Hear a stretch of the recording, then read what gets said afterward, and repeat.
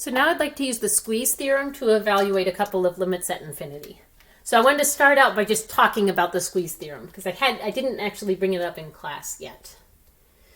So the squeeze theorem says if we've got these three functions where f of x is less than or equal to g of x, which is less than or equal to h of x. So the thing we should focus on is that this function g of x is trapped between these two other functions, f of x and h of x. And if the limit as x approaches c of these outer functions, f of x and h of x, if they happen to agree, let's say they're both equal to this finite number L, then the limit of the function trapped in the middle must also equal L. So that's what the squeeze theorem says. Just to illustrate that, let's say I'm going to draw the graph of y equals f of x in blue here. Let's say it looks like this. Here's y equals f of x. And then the graph of h of x, I'll draw it in red, I suppose. So let's say here is the graph of y equals h of x. And notice how I had those graphs come together because I have to draw it so that the limits agree. They're both approaching some finite number L as x approaches c. So that's why I had to have these graphs come and meet at c. Or they have to at least approach each other as x approaches c. G of x is trapped between those two functions. And so if g of x is trapped in between, then it's going to be squeezed. I mean, hence the name here. When you get close to c, and these limits agree, so the f of x and the h of x functions have to come together, well then the g function is squeezed in between them and it has to approach, it's forced to approach that same limit. So that's the idea here. Okay, so now applying it to these problems. These two problems are good candidates for squeeze theorem because if we're going to apply squeeze theorem to evaluate a limit, then we want to trap our given function between two other functions. Sine and cosine are handy that way because you can trap the value of sine and cosine between 1 and negative 1. Because of the way that the graphs, here's cosine, so I'll draw a cosine graph, go like this, with all values of y equals cosine x trapped between negative 1 and 1. So like I said, it's easy to trap sine and cosine.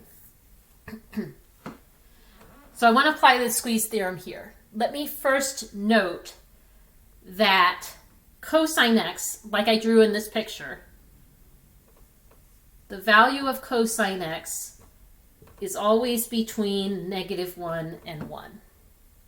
All right, but well, so now I want to slowly change this inequality, work on this inequality until I have this exact expression trapped in the middle here. So the 3, you do have the option also of tossing the 3 out in front of this limit. But let's say I just multiply all 3 parts by 3.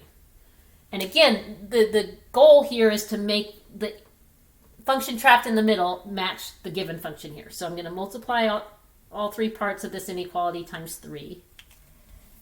So we have negative 3 is less than or equal to 3 cosine x, less than or equal to 3. And you might nod your head at this if you remember your trig real well that, oh yeah, because the 3 in front, that would change the amplitude to 3 if you remember amplitude.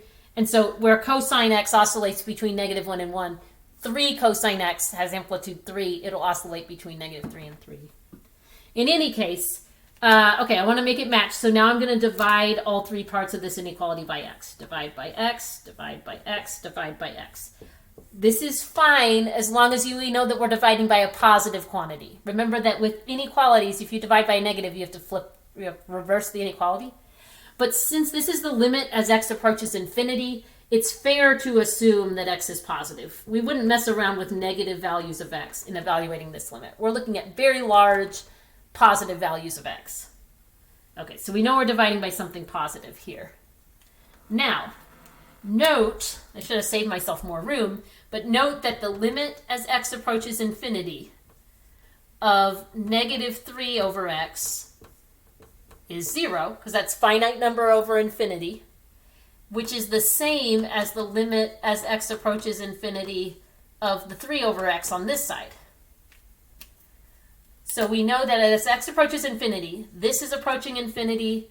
I'm sorry, 0. This is approaching 0. This is approaching 0. So what's trapped in the middle by the squeeze theorem, the limit of this function squeezed in the middle must be whatever value we got on the edges here. If they're both 0, then that forces this limit to also be 0. So you can use squeeze theorem as a way of proving that the limit as x approaches infinity of 3 cosine x over x is 0. We could go through the same process over here with this example B that I wrote down. So what I would suggest first with something like this is to break it up. I would say write this as the limit as x approaches negative infinity of 5x divided by x minus sine x divided by x. And with limits, you're allowed to do limit of the first part minus limit of the second part. So the limit as x approaches negative infinity of 5x over x, so that's just 5, minus the limit as x approaches negative infinity of sine x over x. Okay, limit of a constant is just that constant, so this limit right here is 5. Now we need to work on this limit.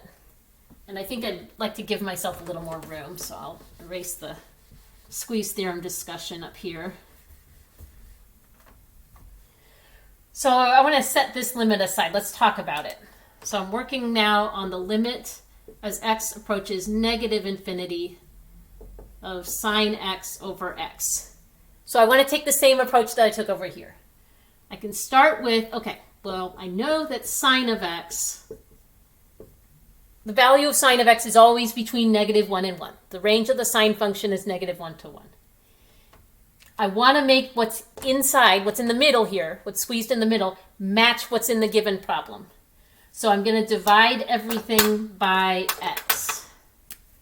Divide by x, divide by x, divide by x. Okay, but actually, let me make a little note here.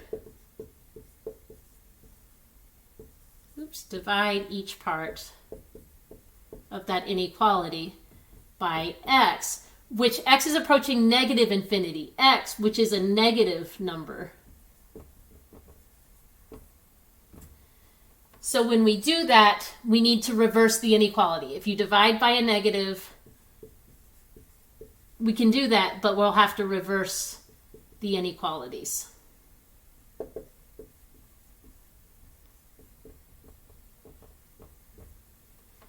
So if I take this, divide through by x, negative 1 divided by x, sine x divided by x, 1 over x. Oops, over x. Forgot my color scheme.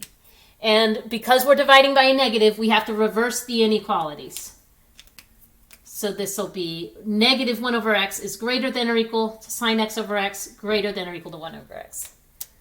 Well, that turns out to be no big deal, because if we now take the limit as x approaches negative infinity, and I've run myself out of room again, but the limit as x approaches negative infinity of negative 1 over x, so that'd be negative 1 over negative infinity, just finite number over positive or negative infinity, that's got to be approaching 0.